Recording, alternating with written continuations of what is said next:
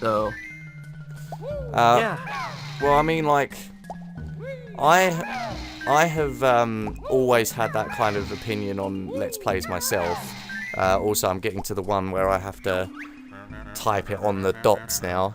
But I'll try to take this down while...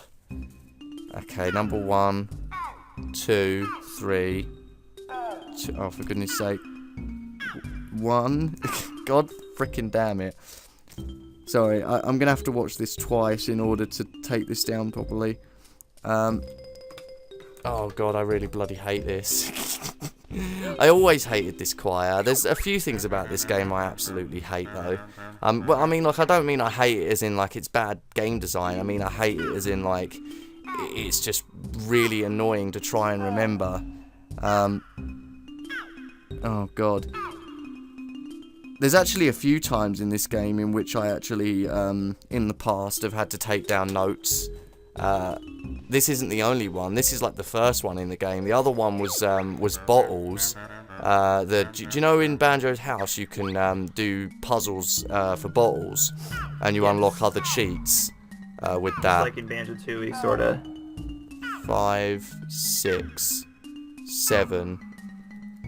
5, 6, 7.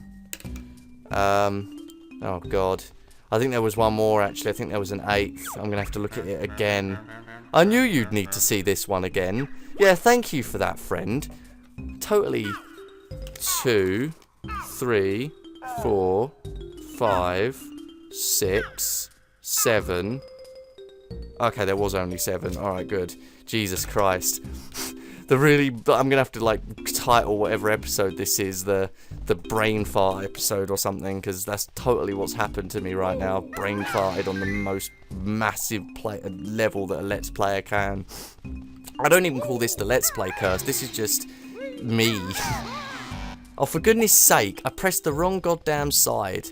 God, I have the numbers written down and everything, and I still bloody messed it up. Oh, okay. I'm supposed to just go straight to number 2, I suppose.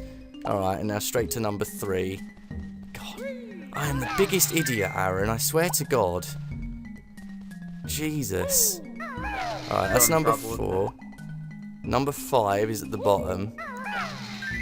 Number 6 is over here. And then number 7. Oh, God. The sweat is real, Aaron, the sweat is real. Struggle is real. Oh, Jesus Christ. Oh, I know something we can both talk about that will excite us, and it is something completely to do with this.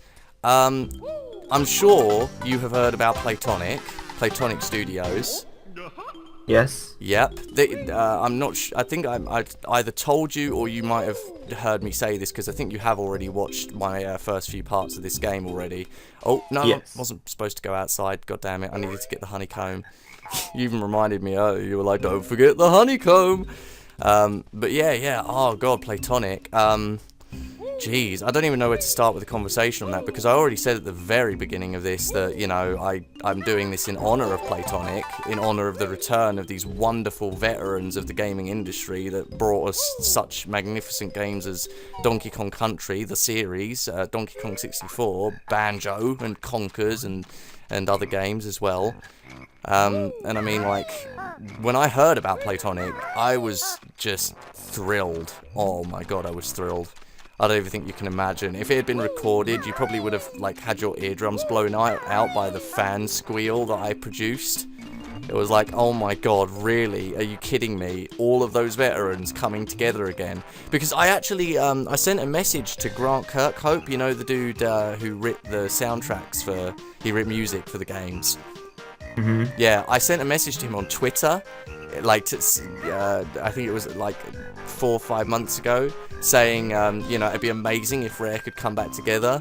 And he fucking hinted at me that something like that was happening. And I never understood it until Playtonic was announced. And I was like, you cheeky bastard. You cheeky fucking bastard. I can't believe you.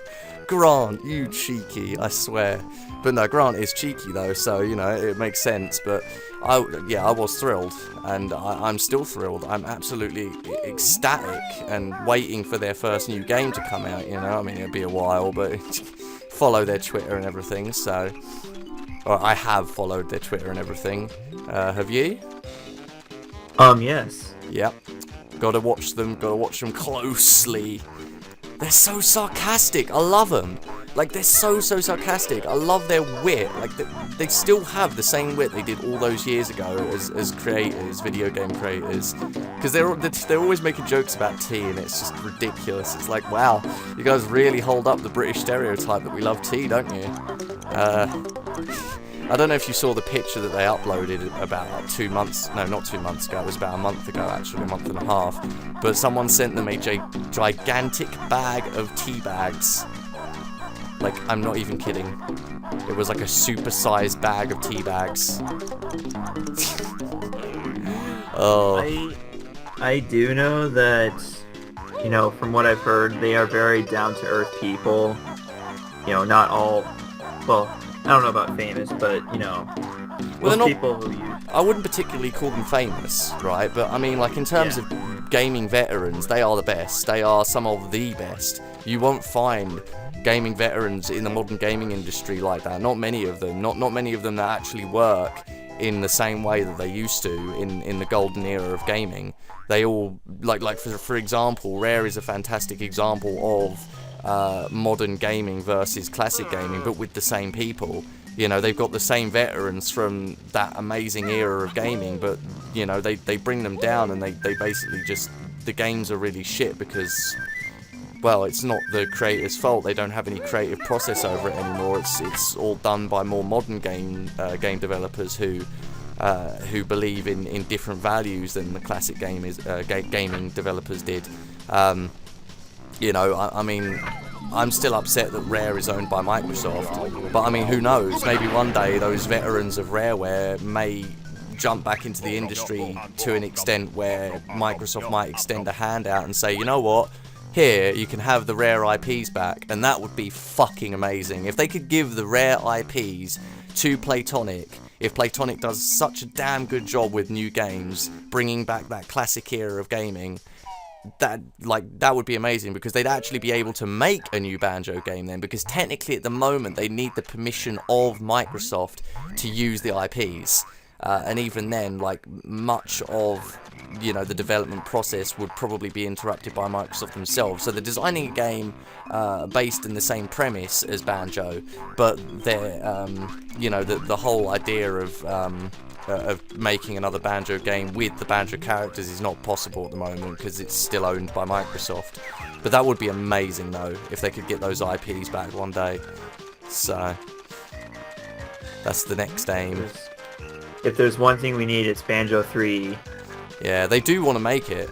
They've hinted at it so many times that that's something they really want to do, but at the moment they just can't. They simply can't.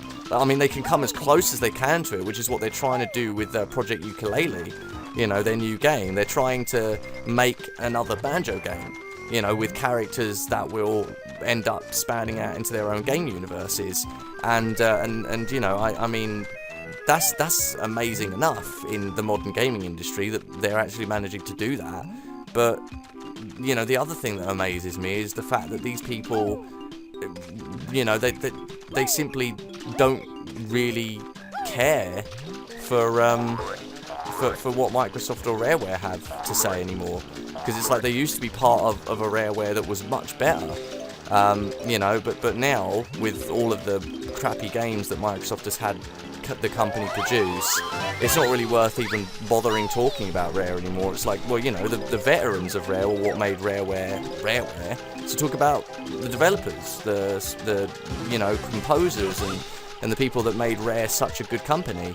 And now that they've made their own company outside of Rare, you know, Playtonic, it's, well, I mean, it's better than Rare, basically. You know, it is basically a better version of Rare, because it includes all of these amazing veterans that in the modern gaming industry are going to bring back something that hasn't existed in the gaming industry for a long time.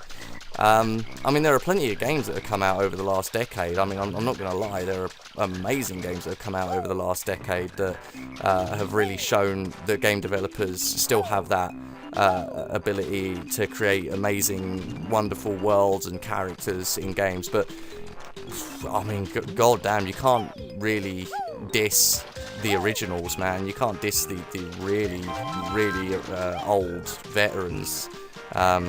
I keep calling them veterans, I don't know, it seems like the best word to call them, because they were part of a gaming industry that's no longer, well, it's not necessary anymore, really, because the gaming consoles have been upgraded and everything is kind of different platform now, different generation of software, you know, they don't use the same software now that they used back then to design games, so I really hate that sometimes. I think that was one of the first things someone said to me that upset me about modern gaming. As I said, I can't believe that nobody has tried making, you know, games like there were in the 90s in the modern gaming industry.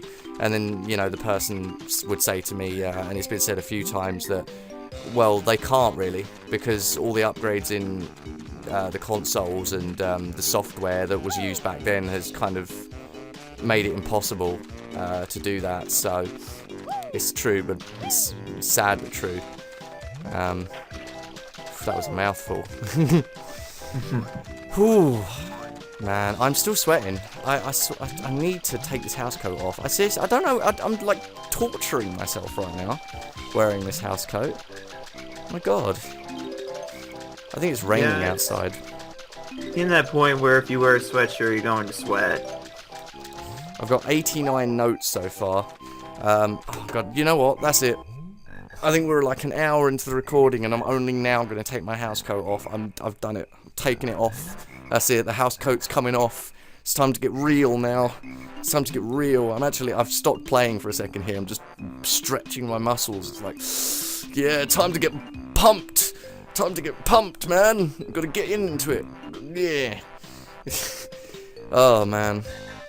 I want to talk about my experiences with this game, because so far we've talked about everything under the sun except for experiences with this game, because this game has, I mean, it's been a part of me personally for a very long time now, and I don't know how long it's been a part of you. I mean, you can tell us.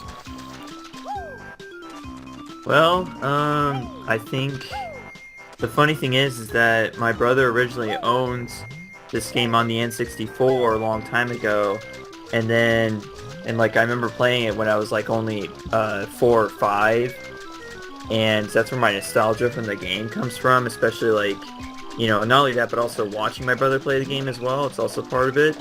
But then for some reason the game disappeared. Like my brother lost the copy or something for a long time, and then finally, like in, I think it was 2009 or 2010, I finally decided that I wanted to play the game again. So you know, I asked my mom for, you know, to order it off of Amazon for Christmas, and, you know, she did, and finally got it, and I was able to start playing again.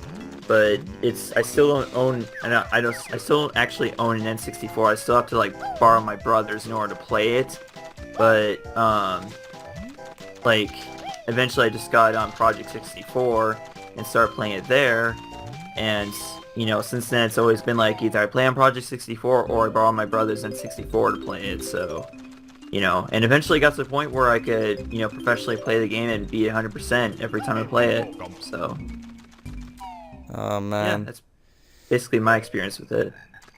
I mean, that's just one game. Like, can you imagine how many experiences people can have with video gaming if that's just one experience? Because, I mean, I could sit here for hours and talk about my experiences with different types of video games and genres that I've had over the years. I mean, for example, just one, the first R-rated game I ever played was Grand Theft Auto San Andreas back when I was 8 years old. And I played it to my mum's disbelief and discontent. Oh, I just got my 100th note. Yay! 100 notes in Bubblegloop. Woo! Now there's only one more jiggy to get, which is the, what's his name one? The evil alligator inside the giant... Greedy Croc. Yeah, inside the giant alligator head. But yeah, you know, the first R-rated game I ever played was San Andreas when I was 8, and it was an exciting experience because, like, you know, most people fear for children playing games like that because, you know, violence and all that. I didn't care. I thought it was fun. I thought it was hilarious. I'd just, you know, go around shooting people, stealing cars, and, you know, and then I went into a plane and that was actually the first time I ever got addicted to flying planes in a video game. Because I don't know, there was something so magical about, like, flight simulation in a game.